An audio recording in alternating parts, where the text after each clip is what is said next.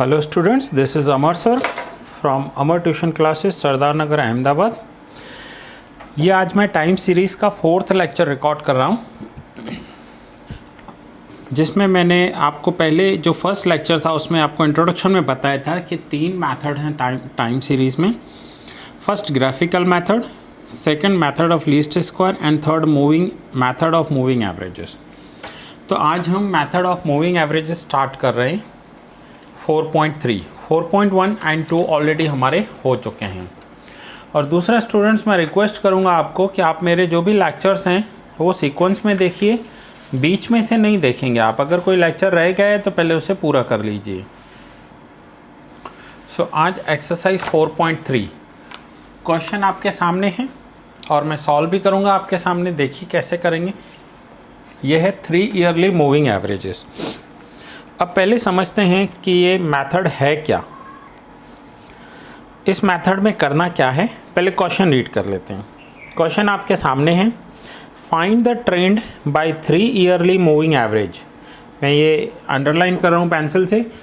3 yearly moving average means 3 साल का average निकालना है आपको।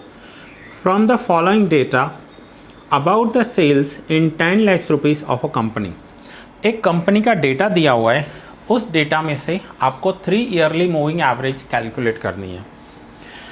अब जो क्वेश्चन में दिया हुआ है, पहले मैंने यहाँ नोट डाउन कर लिया है। देखिए आपके सामने है ईयर 2006, 7 से लेकर 15 तक, और उसके बाद उसका सेल दिया हुआ है, सेल्स इन 10 lakhs।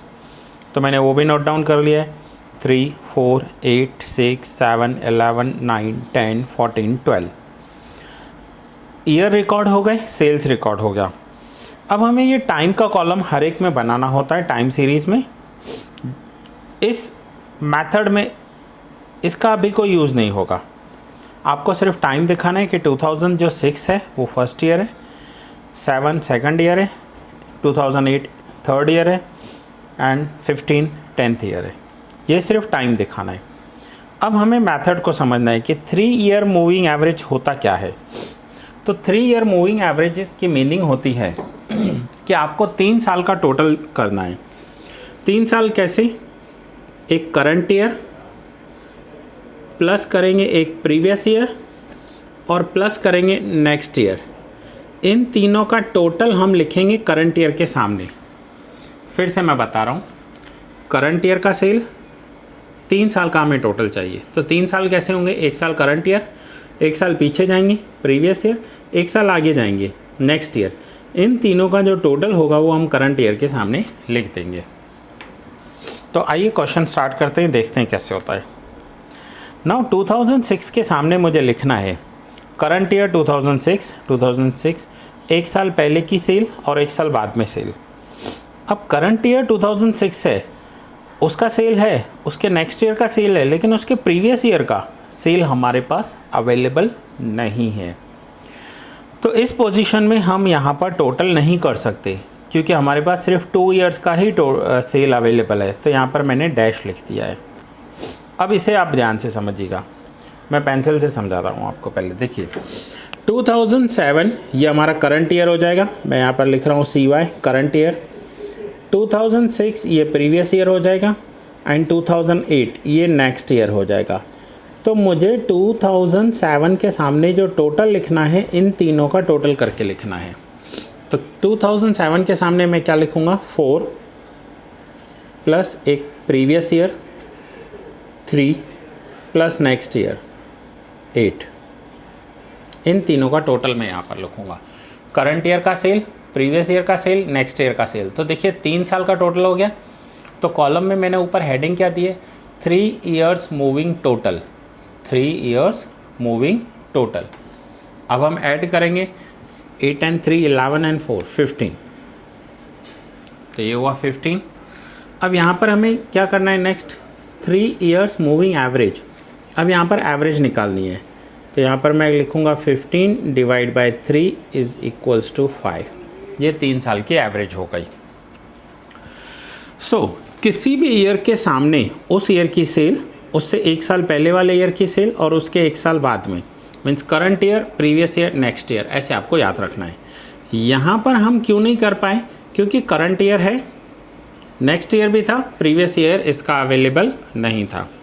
सो आइए आप 2008 के लिए करते हैं। सो 2008 के लिए current year 8 plus previous year 4 plus next year 6, 8 plus 4 plus 6, so answer होगा 18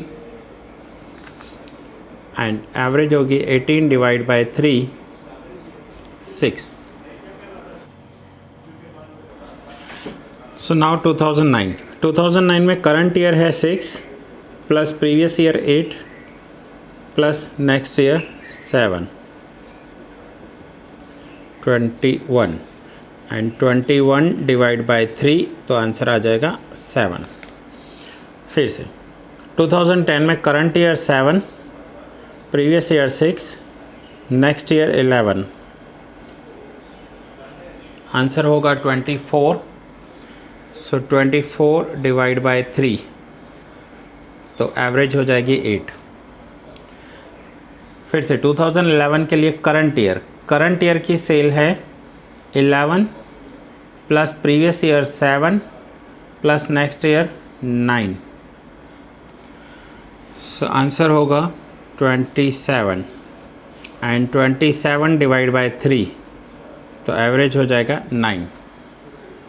नाउ 2012 के लिए होगा current year 9 plus previous year 11 plus next year 10, तो टोटल हो जाएगा 30 डिवाइड बाय 3, आंसर होगा 10। फिर से 2013 के सामने 10 current year, previous year 9, next year 14।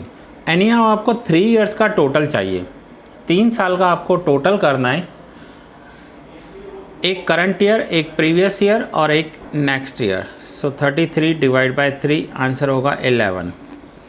अब ध्यान से समझना, current year 14, previous year 10, next year 12,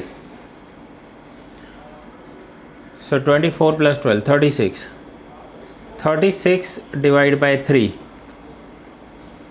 तो आंसर हुआ 12। अब आ गए हम 2015 पर। अब 2015 में करंट ईयर क्या होगा 12, प्रीवियस ईयर 14, नेक्स्ट ईयर, तो नेक्स्ट ईयर तो यहाँ पर है ही नहीं, तो इस वजह से यहाँ पर हम टोटल नहीं कर पाएंगे, डैश लिख देंगे। सो ये था 3 इयर्स मूविंग टोटल। कोई फॉर्मूला नहीं, कुछ भी नहीं करना है, दैट्स इट, ये आंसर हो गया। एक्सरसाइज 4.3 का क्वेश्चन 1। आपको क्या याद रखना है, एक करंट ईयर, एक प्रीवियस ईयर, एक नेक्स्ट ईयर, इसका जो टोटल होगा वो आपको करंट ईयर के सामने लिख देना है। तो यहाँ पर हर एक में मैंने यही किया है। ये था एक्सरसाइज 4.3 का क्वेश्चन नंबर 1। अब हम क्वेश्चन नंबर 3 देखते हैं। क्वेश्चन नंबर 2 मैं बाद में करवाऊँगा, पहले क्वेश्चन नंबर 3 देखते हैं। क्वेश्चन नंबर 3 में मैं क्वेश्चन रीड कर रहा हूँ। Find the trend using 5 yearly moving averages from the following data of profit in lakhs of a trader in different years. अब मैं यहाँ पर देखिए क्या लिखा हुआ है, 5 ईयरली मूविंग एवरेज, 5 साल का मूविंग एवरेज चाहिए हमें। नाउ 5 ईयरली मूविंग एवरेजेस कैसे निकालेंगे, तो यही फॉर्मूला आपको अप्लाई करना है, बट 5 ईयर्स चाहिए अभी हमें, तो 5 ईयर्स कैसे निकलेंगे। तो 5 ईयर्स निकालने के लिए आपको क्या करना है, फॉर्मूला देखिए, एक आपको करंट ईयर चाहिए, प्लस करने हैं 2 प्रीवियस ईयर्स और प्लस करने हैं 2 नेक्स्ट ईयर्स, और इन सब का टोटल आपको लिखना है करंट ईयर के सामने। फिर से समझिए, current year, 2 previous year and 2 next year.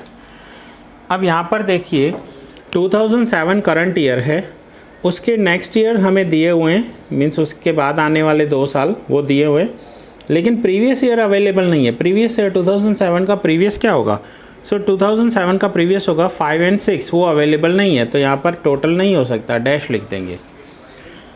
उसके बाद 2008 में करंट ईयर है, नेक्स्ट 2 ईयर्स हैं, बट प्रीवियस ईयर्स अवेलेबल नहीं है, और प्रीवियस ईयर अवेलेबल नहीं है तो उस पोजीशन में हम यहाँ पर भी टोटल नहीं लिख सकते। अब 2009 को ध्यान से समझना आप। नाउ इस ईयर के लिए करते हैं, 2009 के लिए। सो करंट ईयर क्या होगा, 18, यह हमारा करंट ईयर हो गया।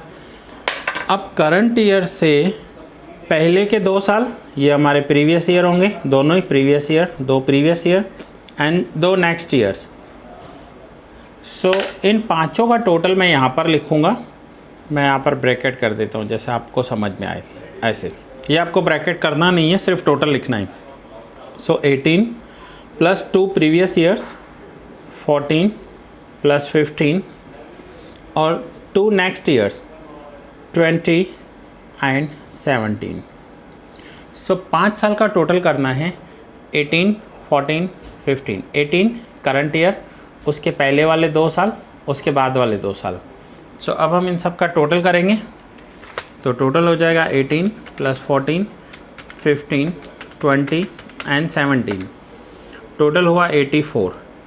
और अब हम इसकी एवरेज कैसे निकालेंगे, तो ये बनेंगे यहाँ पे column 5 yearly moving total and 5 yearly moving averages. So 84 divide by 5,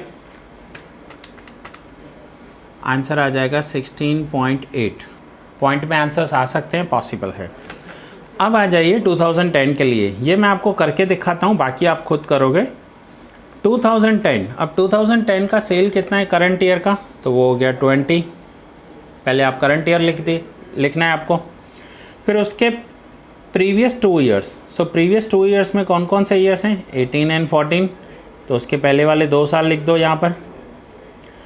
अब 20 लिखा आपने, 20 से पहले वाले 2 साल लिख दिए, 20 के बाद वाले 2 साल, तो 20 के बाद क्या है 17 एंड 24।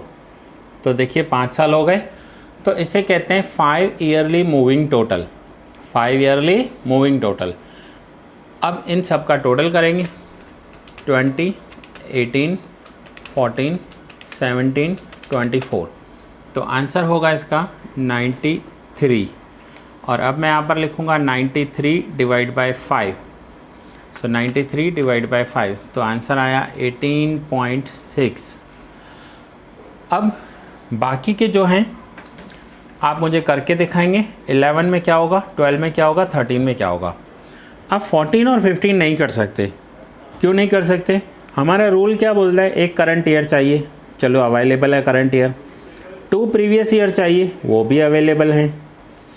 2 नेक्स्ट ईयर्स चाहिए। अब 14 के बाद मुझे 2 नेक्स्ट ईयर चाहिए, तो यहाँ पर एक होगा 15, एक होना चाहिए 16। लेकिन 2 नेक्स्ट ईयर्स मेरे पास अवेलेबल नहीं है, इसलिए मैं यहाँ पर 5 ईयर्स का टोटल नहीं लिख सकता। सो हुआ क्लियर आपका कि कैसे करना है। फिर से बता रहा हूँ, 25 करंट ईयर, उसके पहले वाले 2 साल, उसके बाद वाले 2 साल, लेकिन उसके बाद तो एक ही साल दिया हुआ है, तो हम इसके सामने नहीं कर सकते। तो जब भी 5 ईयरली मूविंग टोटल होगा, आपको ऊपर के 2 और नीचे के 2 टोटल्स नहीं मिलेंगे कभी भी। और अगर 3 ईयरली मूविंग है तो आपका ऊपर का 1 और नीचे का 1 टोटल नहीं मिलेगा कभी भी। सो ये है आपको 2011, 12, 13 इन तीनों के टोटल करके दिखाने हैं। फिर से बता रहा हूँ, अगर 11 का करोगे तो एक करंट ईयर, उसके पहले वाले 2 previous year means 17 plus 20 plus 18 and 2 next year 24 and 27, इन पाँचों का टोटल करोगे। अब मैं आपको कुछ सम्स होमवर्क में दे रहा हूँ। क्वेश्चन नंबर 2 ट्राई मत करना, वो 4 ईयरली मूविंग एवरेज है, वो मैं आपको बाद में करवाऊँगा। पहले 3 और 5 का प्रैक्टिस कर लो। अब मैं कुछ सम्स आपको होमवर्क में दे रहा हूँ। सो फ्रेंड्स, अब मैं आपको होमवर्क दे रहा हूँ। ये होमवर्क जो है मैं वो आपको एक्सरसाइज 4 में से दे रहा हूँ। क्वेश्चंस आपके सामने हैं, मैं आपको क्वेश्चंस भी दिखा रहा हूँ, यहाँ पर लिखकर बता रहा हूँ। एक्सरसाइज 4 में सेक्शन डी है, exercise 4 section D question number 11, ये आपको 3 इयर्स के साथ करना है।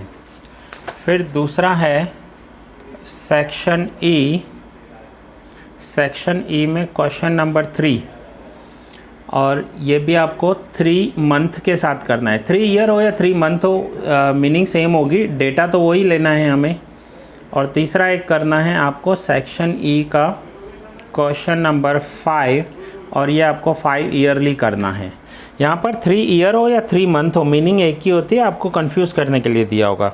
जो क्वेश्चंस आपके सामने, अगर आपके पास टेक्स्ट बुक नहीं है तो देखिए ये सेक्शन ई है। सेक्शन ई में question number 3 and question number 5। आप यहाँ से पिक भी ले सकते हैं, स्क्रीनशॉट ले सकते हैं इसका। Question number 3 and question number 5। यहाँ पर 3 मंथली लिखा हुआ है, बट हमें सेम करना है, 3 मंथ्स हो या 3 ईयर हो, कोई फ़र्क नहीं पड़ता। तो ये सेक्शन ई के मैंने 2 क्वेश्चन दिए, पेज नंबर 181 दिया हुआ है। और दूसरा सेक्शन डी में क्वेश्चन नंबर 11। ये 3 सम आज आपको होमवर्क में करने हैं।